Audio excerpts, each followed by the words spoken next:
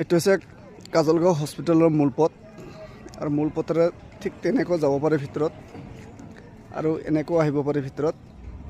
ঠিক আছে, এনেকৈ যাব পাৰে ভিতৰত। এই এটা মূল পথ। কাজলগাঁও হস্পিটেলৰ সন্মুখৰ যিখিনি ঠাই বহুত সুন্দৰ আৰু ভাল। তাৰপিছত একদম চাফা। এয়া হৈছে পাৰ্কিং, গাড়ী ৰখা পাৰ্কিং প্লেচটোও ভালে আছে আৰু ইয়াত ঠিক তেনেকুৱা ভিৰ কম। আপোনালোকে যদি আহে ভিৰ কম, অলপ সোনকালে আপোনালোকৰ কামটো হৈ যাব।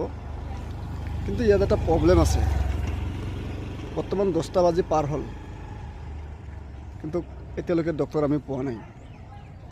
নাজানো কেতিয়া বজাত ডক্টৰ আহিব। ইয়াৰ যিখিনি পৰিৱেশ সেইখিনি একদম অতি সুন্দৰ, বহুত মৰম লগা, একদম চাফা।